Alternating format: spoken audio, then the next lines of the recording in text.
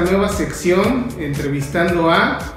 En esta ocasión nos acompaña el licenciado Arturo Vázquez Espinosa. Él es director general de Asuntos Jurídicos de la Auditoría Superior de la Ciudad de México. Tiene una amplia carrera académica, tiene una especialidad en Ciencias Penales, una maestría en Amparo, un doctorado en Derecho y un doctorado en Administración Pública, actualmente en funciones en la Ciudad de México. Recordemos a nuestros amables lectores y televidentes que la Auditoría Superior de la Ciudad de México, como tal, pues está prácticamente manejando uno de los presupuestos más grandes, bueno, no manejando, fiscalizando uno de los presupuestos más grandes que se tienen en el país. Él está en representación del doctor David Manuel Vega Vera, que él es el auditor superior de la Ciudad de México. En este momento él está en una tarea bastante fuerte, que es prácticamente la revisión de la cuenta pública. Pero bueno, muchísimo gusto, licenciado. ¿Te podemos decir Arturo? Con muchísimo gusto, y agradezco que me hable así de Arturo. Muchas gracias. Digo, a nivel de currículum, pues es impresionante lo que tienes encima. Pues dejémoslo a un lado. Nos da muchísimo gusto estar contigo. Y bueno, pues, ¿qué te parece si entramos directamente a lo que queremos transmitir de parte de la Auditoría Superior? Me acompaña el licenciado Eduardo González Chávez, que él es director de Análisis Estratégico del Instituto de Evaluación de Disciplina Financiera. ¿Qué tal? ¿Cómo están todos? Gracias, Franklin. Estimado Arturo, gracias por tu valioso tiempo. Comencemos con estas valiosas preguntas, pero mejores respuestas que vendrán de tu representación por la Auditoría Superior de la Ciudad de México. Arturo, doctor, cuéntenos, ¿cuál es la importancia de fiscalizar el presupuesto público para la ciudadanía? ¿Hay alguna aportación a la democracia? ¿Qué utilidad le representa a un ciudadano que fiscalicemos?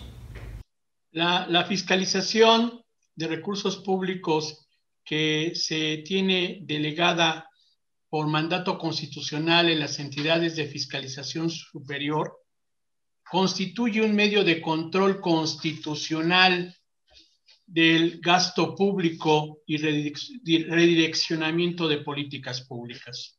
En su génesis tenía que ver inminentemente con aspectos presupuestales y contables.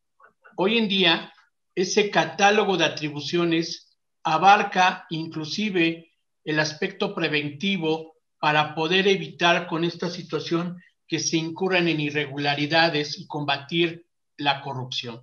Asimismo, se les ha dotado, a partir de la reforma constitucional de 2015, de atribuciones en materia de investigación y substanciación de responsabilidades graves de servidores públicos y particulares vinculados al servicio público.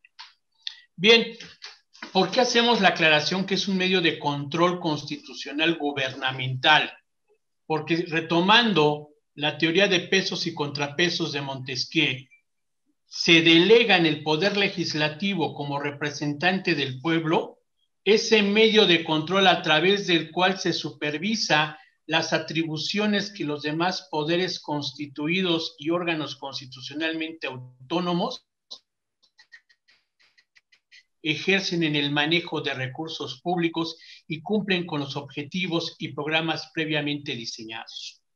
En este punto de vista, también se coadyuva en el fomento de la rendición de cuentas, porque se constituye la fiscalización como un instrumento garante de la misma que, reforzado con la transparencia, va a coadyuvar al fortalecimiento de un ámbito democrático nacional cada día más eficiente y más eficaz. Cabe destacar también que el hecho de que se presente un informe al Congreso en sus respectivas esferas competenciales, esto ayuda a que los legisladores puedan definir presupuestos por resultados e ir midiendo qué programas y qué entes están cumpliendo en sí con estas finalidades esenciales del destino del gasto público. También constituye un elemento que puede coadyuvar a legitimar las políticas públicas a nivel nacional, en donde la ciudadanía también interviene con la propuesta de diversos actos de auditorías o de revisiones. Y nos constituimos hoy en día como un receptor de peticiones ciudadanas para revisar la cuenta pública, que conjugado con el acceso a la información vamos fortaleciendo la rendición de cuentas. Eso es muy importante, Arturo, lo que acabas de comentar respecto a que es un instrumento también a disposición de la ciudadanía, porque hay que decirlo también con toda claridad, muchísimas personas no conocen cuál es el alcance de un órgano superior de fiscalización. Creo que lo que comentas es muy valioso porque es una herramienta al fin y al cabo para los ciudadanos, pero en este sentido, ¿cómo hacerle llegar este conocimiento a la gente en donde la Auditoría Superior está de su lado?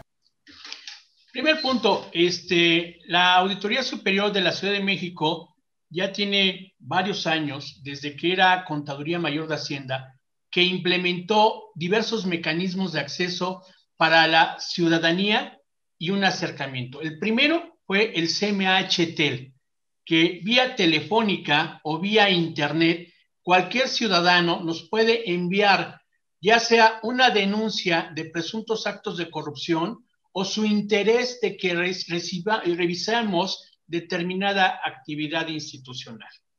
La otra es que se instituyó por órdenes del actual Auditor Superior de la Ciudad de México que el área jurídica sea el receptor de todas estas inquietudes y analice de todo el universo, canalizarlas a las diversas áreas de unidades administrativas auditoras para que analicen la viabilidad de realizar estas auditorías. Aquí teníamos una situación. Normalmente la función de fiscalización que ejercemos está sujeta por regla general al principio de anualidad.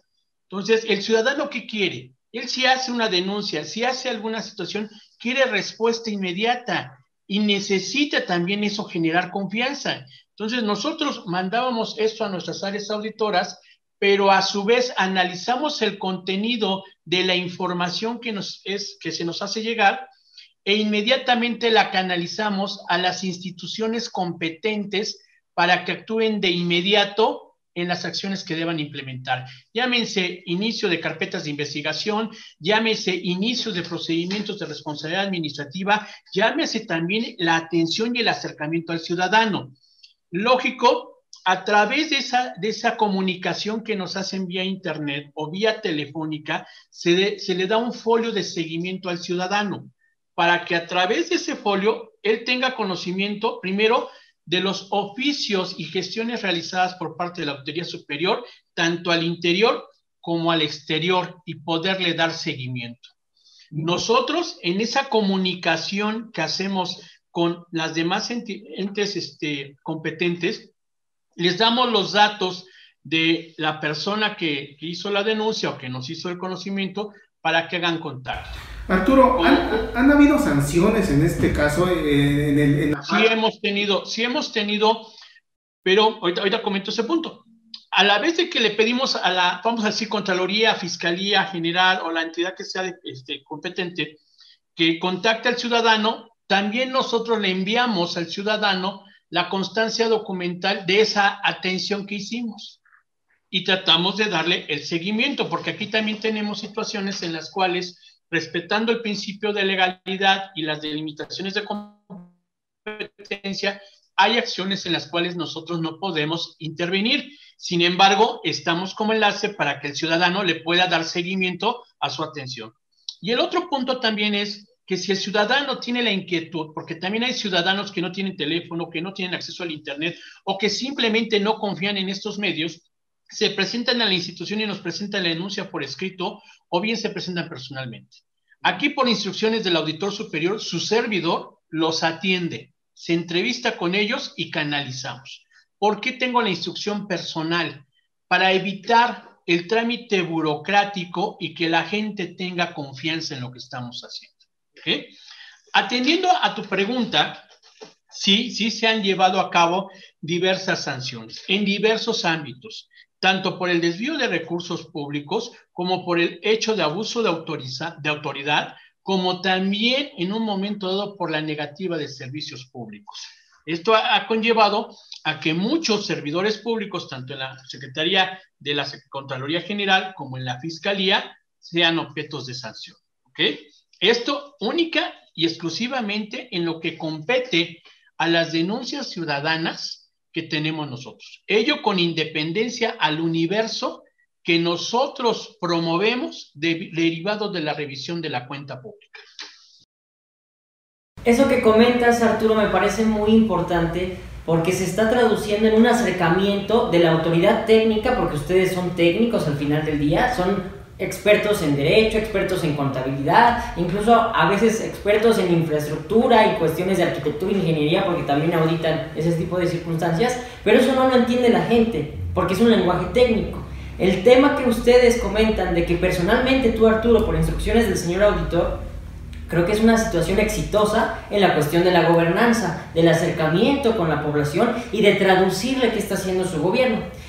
Para la siguiente pregunta, Arturo, si me permites, en el Informe General Ejecutivo de la Fiscalización Superior de la Cuenta Pública de 2018, que es el último completo, porque ahorita están dando los parciales del 2019 y entiendo que están preparando el general, ustedes tuvieron un universo de 107 sujetos de fiscalización en la Ciudad de México y seleccionaron 87, que da un 81% de entes revisados en el 2018.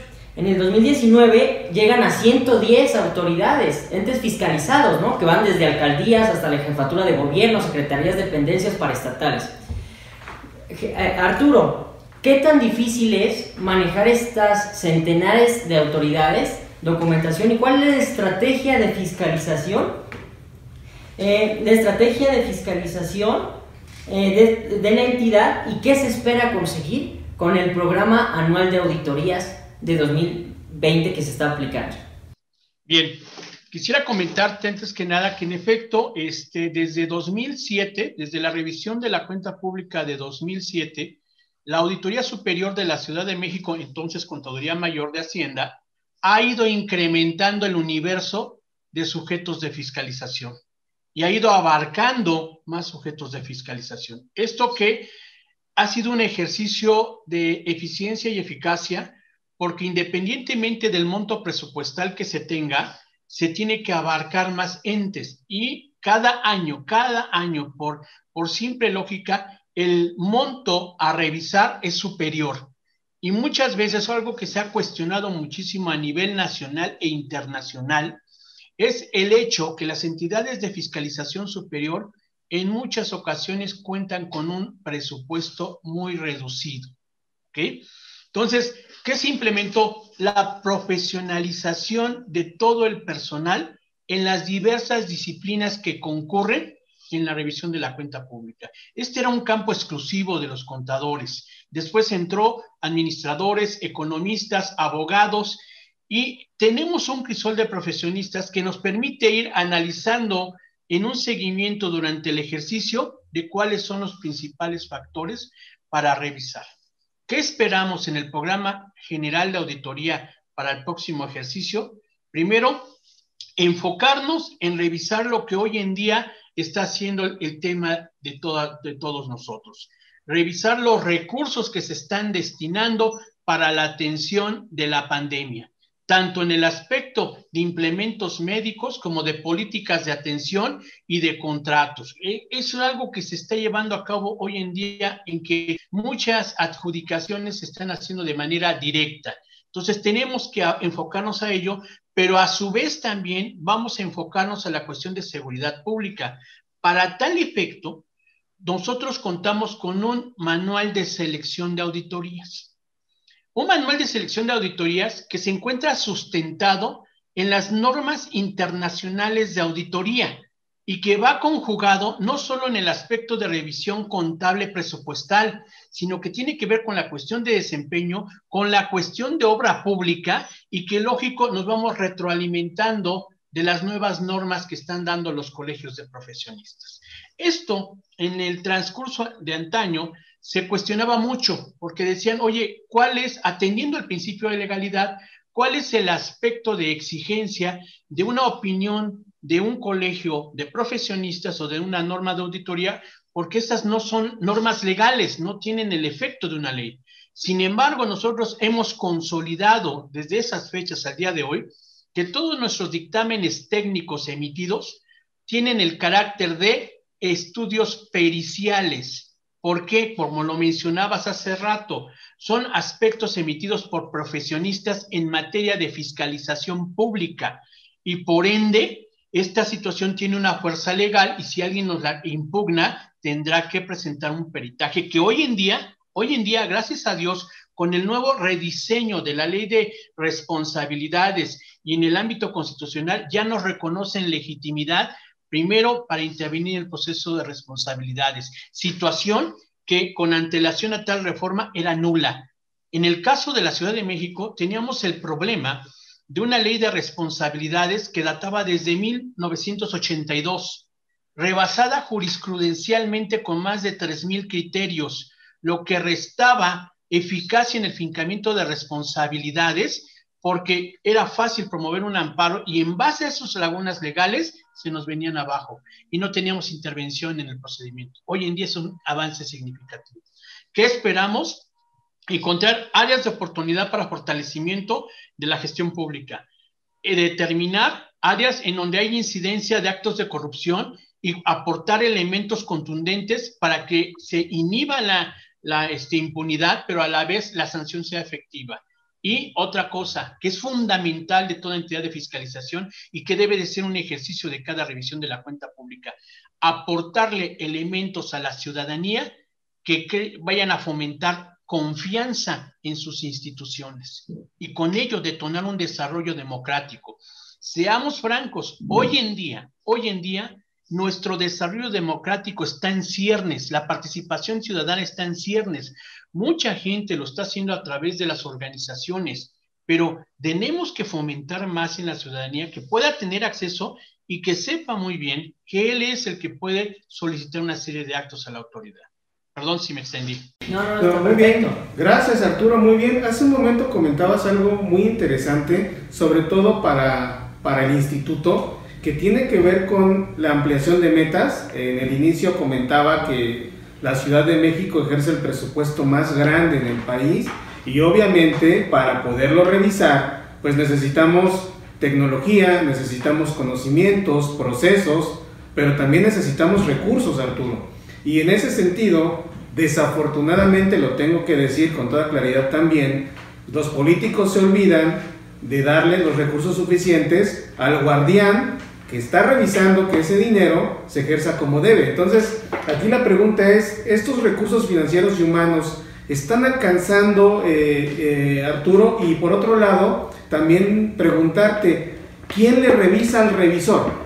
Ustedes también al final están ejerciendo presupuesto en nómina, en servicios generales, en recursos materiales, y a la gente le gustaría saber, Arturo, ¿quién le revisa a la Auditoría Superior de la Ciudad de México esta parte de ejercicio de recursos? Bien, nosotros contamos con 2 órganos revisores, ¿ok?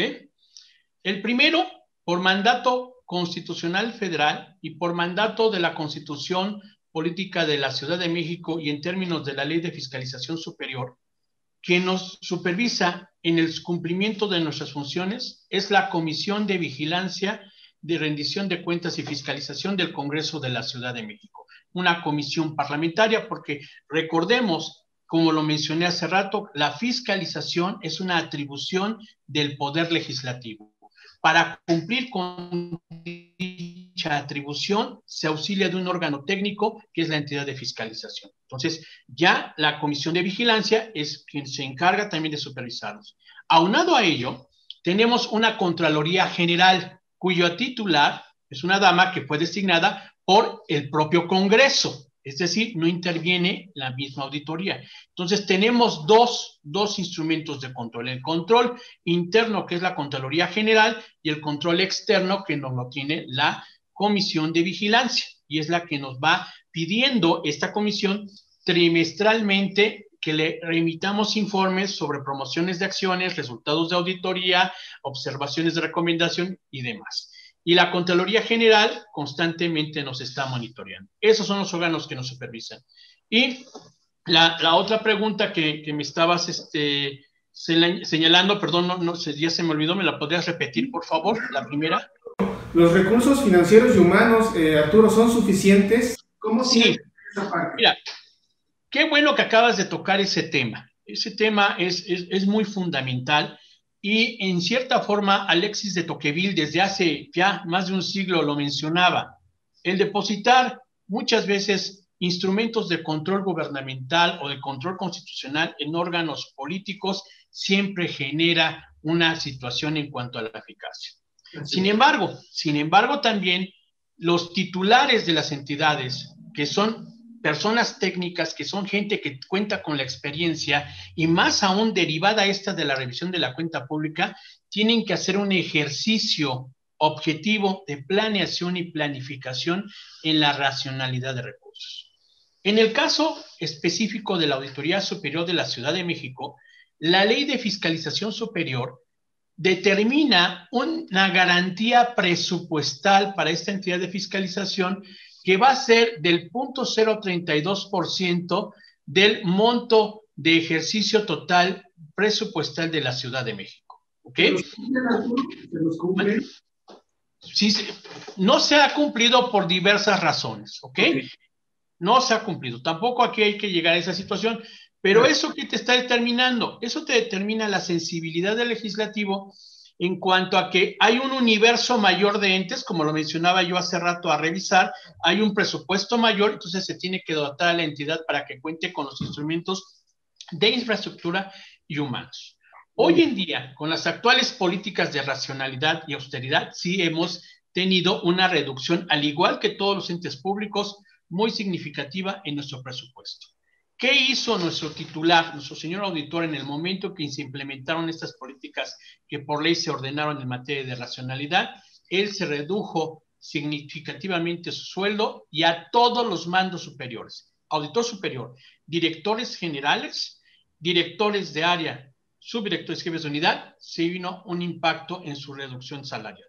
No así, compañeros, a el personal sustantivo y administrativo de menor ingreso. A ellos se les respetaron sus salarios y sus situaciones laborales.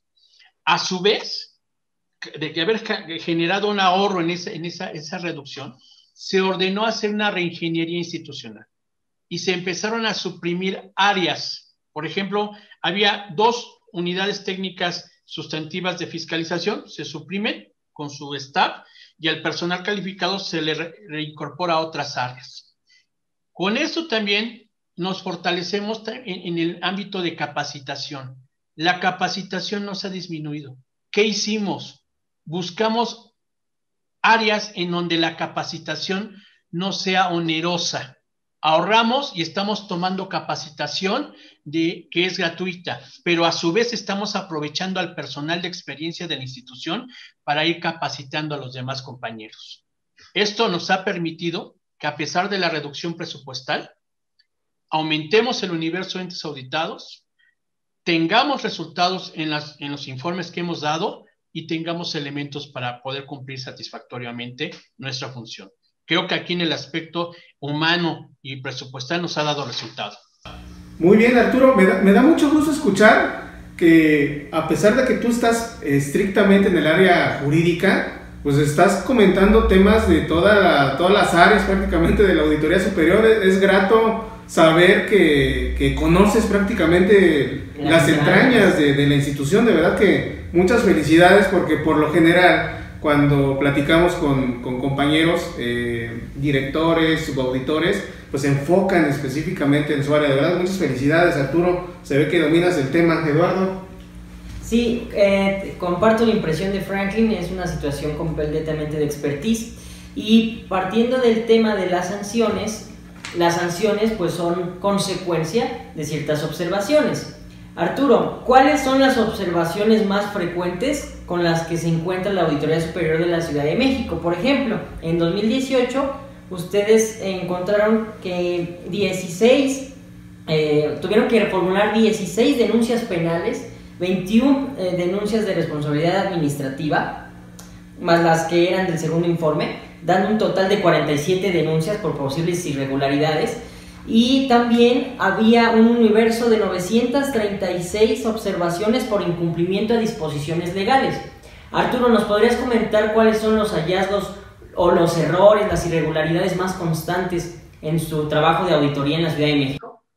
Sí, con muchísimo gusto. Mira, es una constante la concurrencia en debilidades del sistema de control interno de las entidades. El sistema de control interno muchas veces es sumamente laxo o da pauta a la alta discrecionalidad. Ese es un factor muy determinante. El otro es la falta de actualización del marco jurídico y normativo del actuar de todos los servidores públicos. Muchas veces la ley, debemos decirlo, la ley es superada por la realidad y esta circunstancia orilla en cierta forma al servidor público a dos situaciones: a que conozca la norma y empiece a haber áreas en donde, valiéndose de vacíos, se salte la observancia del objeto de la ley. La otra, que los manuales de organización, los lineamientos de actuación no están debidamente definidos, no están debidamente estructurados. Pero algo muy significativo ha sido el hecho de que hay normatividad que ya se actualizó, pero llega a un punto en el cual en la revisión institucional, y esto más en el sector central, se detiene, y se detiene por años, y por lo tanto no se llega a publicar. Entonces, cuando encontramos nosotros estas irregularidades y procedemos al fincamiento de responsabilidades, se vienen abajo. ¿Por qué razón? Porque la obligación, la atribución que tenía el servidor público de hacer determinada circunstancia no estaba publicada y por ende no era exigible. ¿Ok? Sin embargo, esto no ha sido óbice para nosotros, ¿eh? Nosotros hemos escudriñado en el amplio mundo de la jurisprudencia y hemos podido vincular la responsabilidad derivada de la acción y del deber de cuidado que tiene un servidor público de manera genérica. Ese sería el otro punto. El otro es muchísimo el pago en exceso. Muchísimo el pago en exceso, vuelvo a repetir, por la ausencia de controles de verificación, supervisión y autorización. Y esto más también en el ámbito de obra pública y equipamiento de obra. La entrega de ayudas relacionada con programas sociales. Muchas veces la normatividad para su comprobación es laxa, ¿por qué no decirlo inexistente? Partiendo de su origen, porque el otorgar una ayuda es como si estuviéramos hablando de un obsequio y muchas veces para comprobarlo se lo tenemos que dar a gente de la tercera edad, a personas menores de edad. Entonces, ahí el control es muy importante. Hablabas de denuncias penales. Hemos encontrado, gracias al apoyo de nuestros compañeros auditores, en algunos grupos que se otorgaban ayudas para implementos educativos que en verdad se utilizaban de otra manera y lógico no llegaban al beneficiario. Es decir, el servidor público utilizaba la simulación. Por eso se hicieron varias denuncias en esa materia.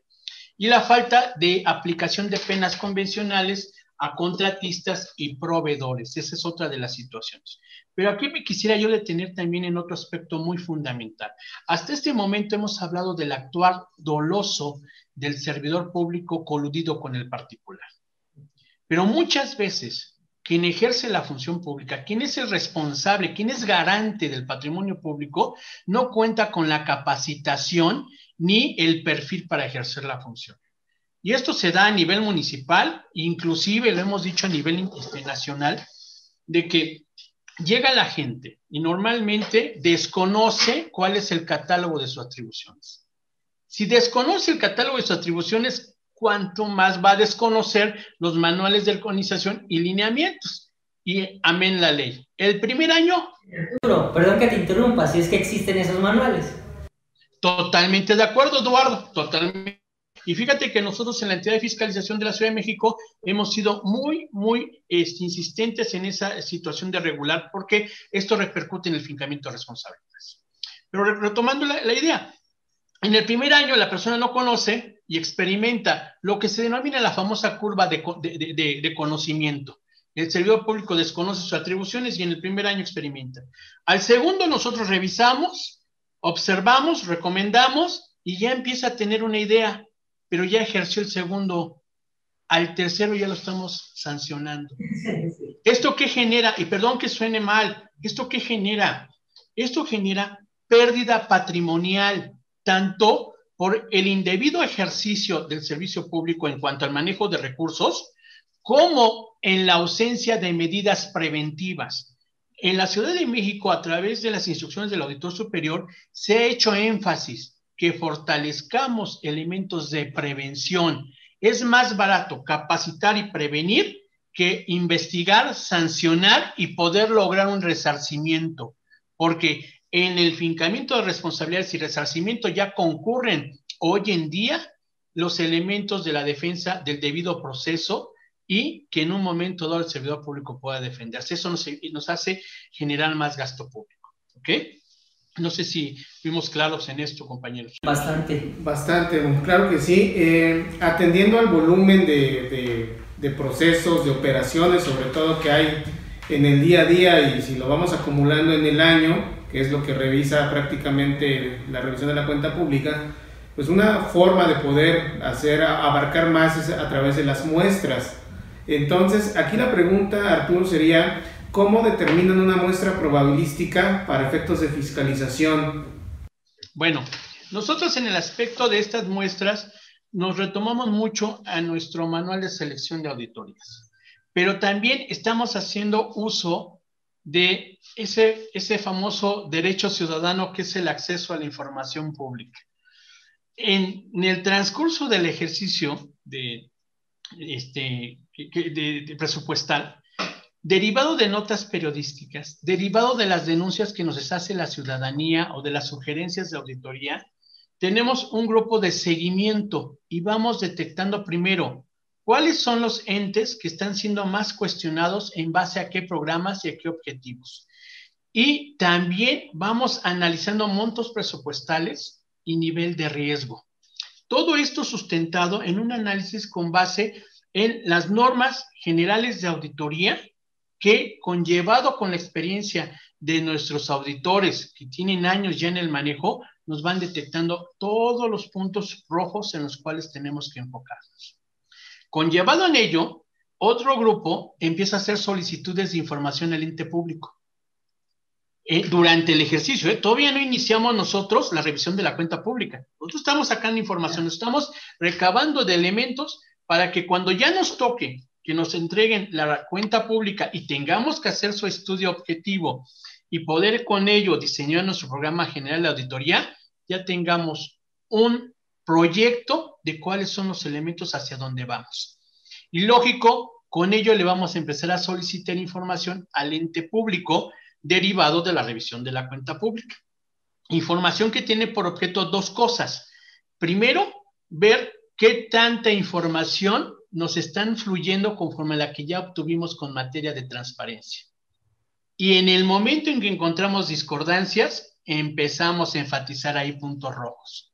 ¿Por qué? Porque entonces, como dicen en todos los inicios de auditorías, el sujeto fiscalizado nos dice: sean ustedes bienvenidos, les vamos a dar toda la información del mundo, estamos con las puertas abiertas, somos transparentes, y nosotros agarramos y decimos: no se preocupen, venimos únicamente a revisar y a proponer áreas de oportunidad. Pero ustedes saben que estos son como las bienvenidas que nos da la suegra a los yernos, ¿ok? E inmediatamente, como nos revisan, nos empiezan a escanear, nos empiezan a ver áreas donde dicen: no, este está gordo, este no me cae bien, y demás cosas que nos ven de defectos, ¿no?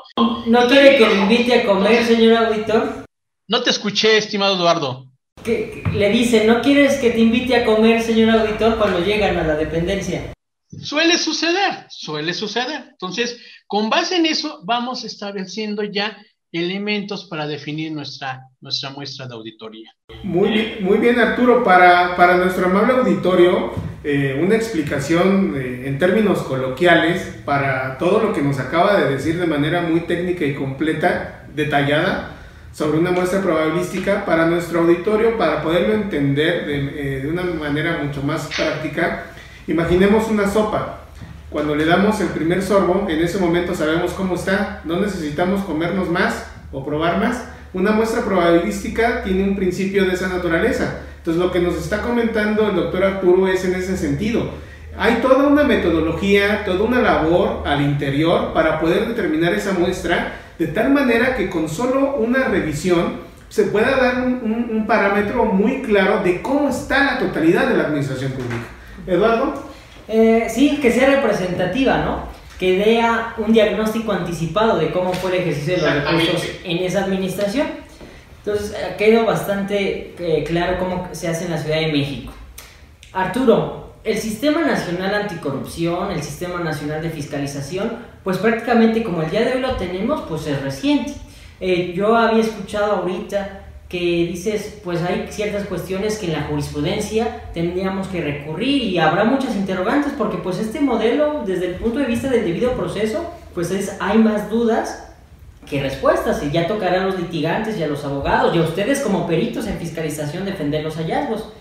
¿Qué le falta al sistema anticorrupción, al sistema de fiscalización en cuanto a las instancias que lo integran, la normatividad, las oportunidades? ¿Qué es lo que se requiere para mejorar este sistema? O ya está bien, simplemente hay que enfocarnos en cumplirlo. ¿Tú qué opinas, Arturo? El diseño del Sistema Nacional Anticorrupción con su subsistema nacional de fiscalización, creo que fue un avance significativo. Pero toda obra es perfectible y tiene que ir siendo revisada, evaluada constantemente. Uno de los cuestionamientos fundamentales que hoy en día se le ha hecho al Sistema Nacional de Fiscalización es que no está operando íntegramente. No se ha consolidado debidamente esa coordinación para la cual fue diseñado, tanto en instituciones horizontales federales como verticales con estatales y municipales. Un punto muy especial fue el hecho de que se emite una ley general de responsabilidades, ámbito en el cual son concurrentes tanto el Congreso Federal como los congresos locales. ¿Y qué hicieron muchas entidades locales? La mayoría copió la ley general. No era necesario que hiciéramos una ley local. Sin embargo, en gala de hacer algo local, lo hicimos. Algunos se fueron de más y generaron situaciones que contradicen o se contraponen a la ley general. Y esto genera, claro está, una situación de falta de legalidad y antinomias que van a generar problemas a futuro. Un punto muy fundamental también es que se llevó muchísimo tiempo en designar a los integrantes del comité rector del Sistema Nacional. Fiscalías anticorrupción. Eso era necesario, era fundamental. Dos, otro de los puntos que tiene el Sistema Nacional Anticorrupción es definir criterios, definir políticas. ¿Cuál fue su esencia? Bueno, crear un sistema que pueda tomar decisiones inmediatas para el combate de la corrupción en lugar de esperar a que se gesten cambios legislativos dependientes de instancias políticas que generan un aletargamiento y fomentan la impunidad. Eso es un problema que no hemos podido superar y no hemos definido. Consideramos nosotros que es fundamental impulsar este tipo de acciones de coordinación y de revisión normativa y de definición de criterios de auditoría para poder coadyuvar. Porque también tenemos otro problema que en la Ciudad de México ya tiene años que lo hemos tratado de superar, que es la institución del órgano interno revisa lo mismo que la entidad de fiscalización. Entonces, consideramos que esto nos genera una pérdida de recursos y de tiempo.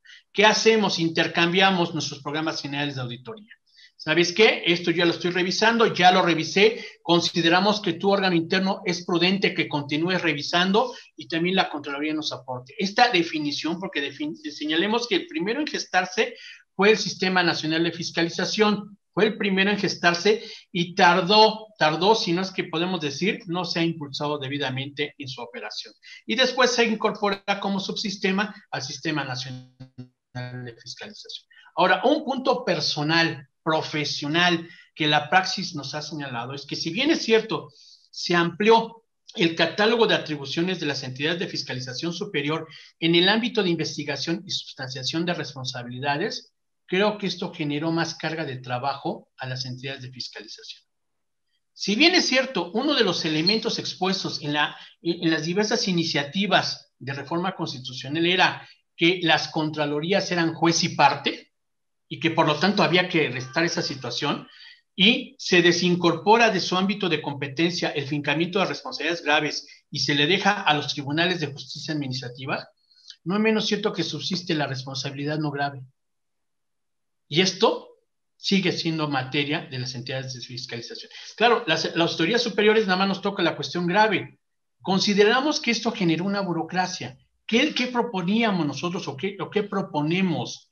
Perdón, el tema, como lo voy a decir, zapatero a tus zapatos. La entidad de fiscalización revisa recursos públicos, obtiene elementos para promover un fincamiento de responsabilidades, que este fincamiento sea ante el Tribunal de Justicia Administrativa, que ya no sea el órgano interno ni sea la entidad de fiscalización. Respetamos independencia, respetamos debido proceso y le estamos dejando a las áreas encargadas de la Administración de Justicia su actuación. Y que ambas instituciones, el órgano interno y la entidad de fiscalización, cuenten con legitimidad procesal, no solo para promover el inicio del procedimiento de responsabilidades, sino también que cuenten con legitimidad procesal para ejercer todo tipo de acciones en defensa de la hacienda pública. Porque hay una situación, yo mencionaba ahorita la ausencia de hacer efectivas penas convencionales. Esas penas convencionales las tiene que hacer el ente auditado. ¿Y qué sucede cuando el ente auditado está colidido con el particular? Ahí se queda. Si se le dota a la entidad de fiscalización o se le dota también al órgano interno para iniciar esa situación, sus áreas jurídicas van a impulsar y vamos a permitir que nuestros compañeros auditores sean como buenos peritos los que recaben el elemento para sustentar eso. Consideramos que eso nos haría falta en ese rediseño y esto nos ayudaría también en una situación de racionalidad y de austeridad que hoy en día estamos enarbolando para una eficacia y eficiencia que nos ordena el 134 de la Constitución Federal. Muy bien, Arturo. Y en el caso de los financiamientos de la Ciudad de México, ¿se están auditando? ¿Se están revisando, Arturo? Sí, se revisa toda la cuenta pública, todo lo que tenga que ver con la cuenta pública. Y esto le estamos dando mucho seguimiento. ¿A raíz de qué circunstancia? Y no es esto una situación ya.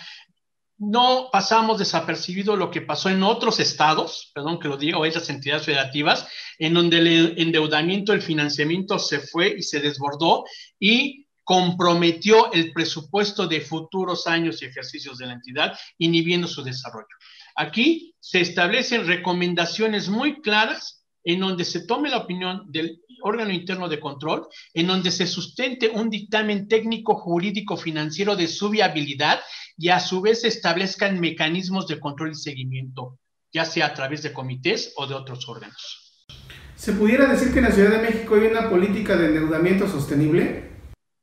Pues más que nada sostenible, pero sí muy controlado y supervisado, ¿sí? Muy bien, perfecto. Aquí.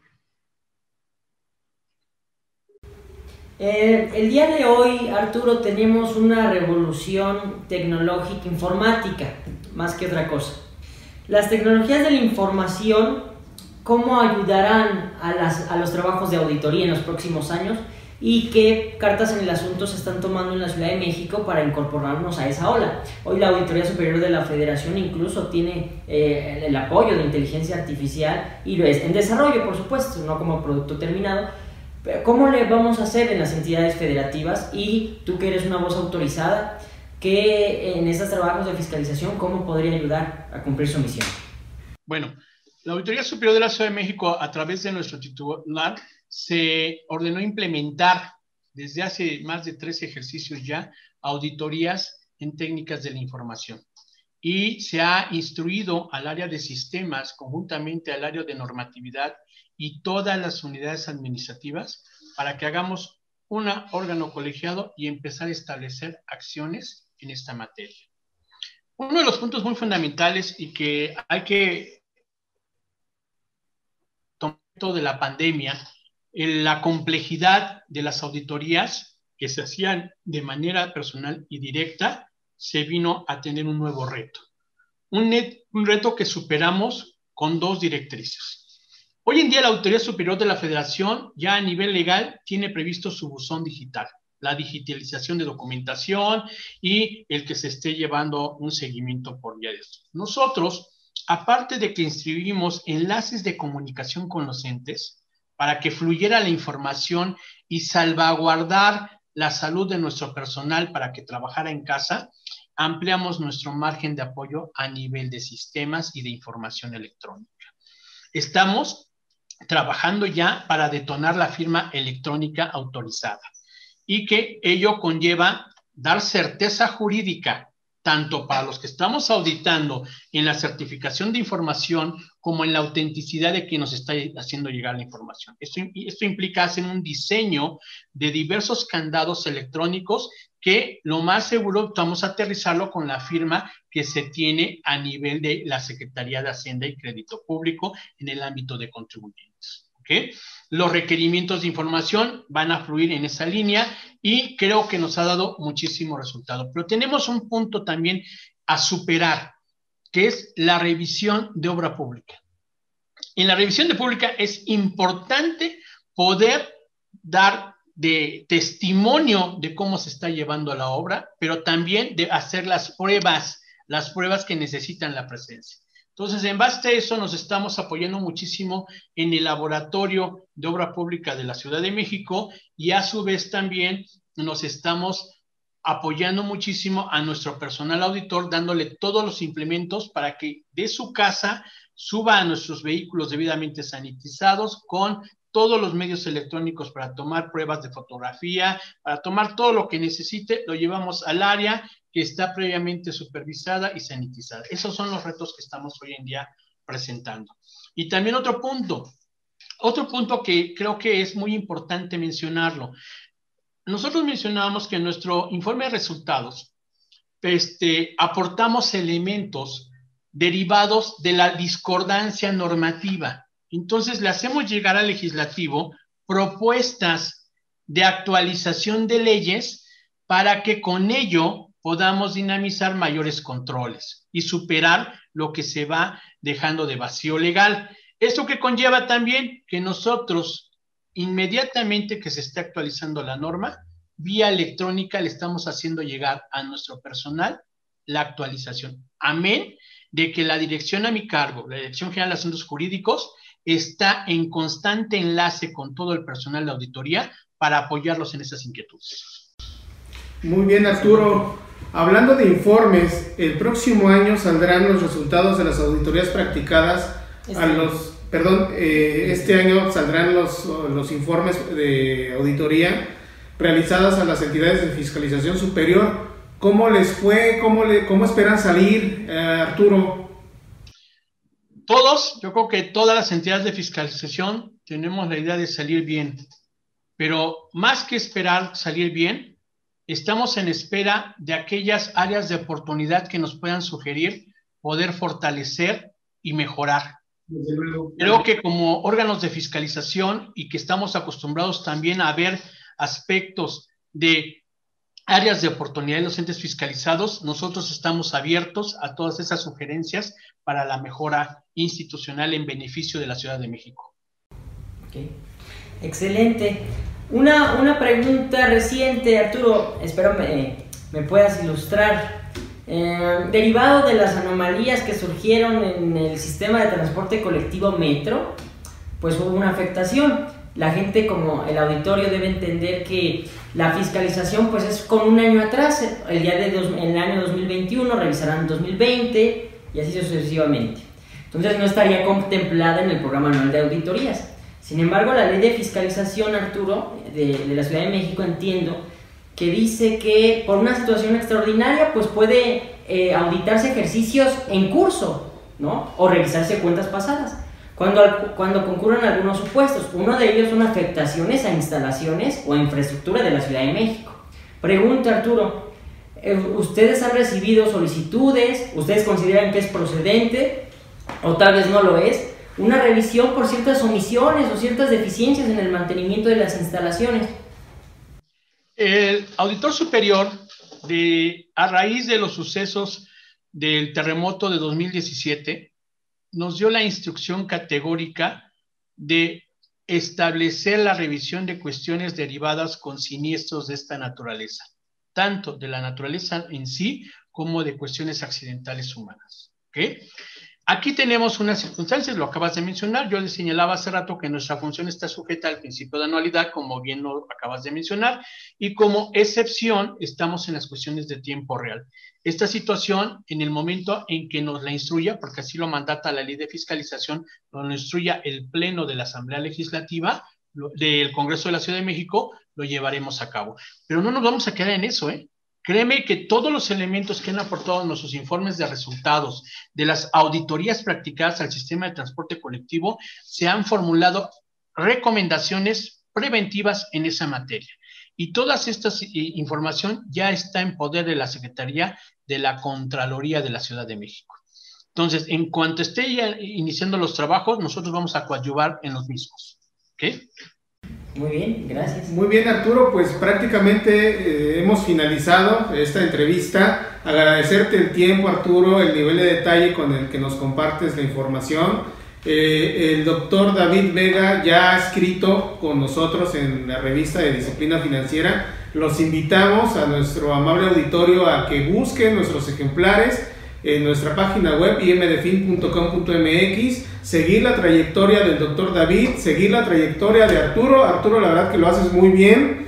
Esperemos que nos puedas compartir en el futuro algún otro material respecto de lo que estás haciendo al seno de la Auditoría Superior de la Ciudad de México, pero también valdría la pena que nos compartas temas de interés nacional a nivel de fiscalización superior, que creo que lo estás haciendo estupendamente bien. Síganos en nuestras redes sociales. Me despido, Franklin Corlay, director general del Instituto Mexicano de Evaluación de Disciplina Financiera. Eduardo, ¿algo más? Sí, yo nada más como conclusión, hacía alusión el amigo Arturo de Alexis de Tocqueville, autor de La Democracia en América. Pues ya lo vimos cómo funciona la auditoría en la Ciudad de México. Yo creo que la democracia está en la Ciudad de México con funcionarios comprometidos con la fiscalización como el amigo Arturo. Y ya no mencionaré más, predican con el ejemplo. Los informes están publicados en su página web, pueden revisarlo. Ahí dice, considero que modifiques tal o complementes tal artículo, tal norma, bla. Y pues agradecerte, Arturo, y por supuesto quisiera que cerraras tú con algún comentario, tus impresiones, y estamos para servirte. Gracias por tu tiempo. Primero, agradecer a nombre de la Auditoría Superior de la Ciudad de México esta oportunidad que nos permiten para acercarnos a la población en general, para que la ciudadanía tenga conocimiento que en esta entidad de fiscalización estamos abiertos a sus propuestas y para atenderlos en sus inquietudes, y que hemos asumido un compromiso a nivel nacional de fortalecer la democracia a través de un ejercicio eficiente y eficaz de la fiscalización gubernamental como eje de combate al carcinoma de la corrupción universal. ¿Qué les puedo decir? Muchísimas gracias. Contarán con nosotros en todo momento en las inquietudes que tengan. Y bueno, pues gracias por la paciencia y por el honor de brindarme su amistad. Muchas gracias, nos despedimos. Muchas gracias a todos. Muchas gracias.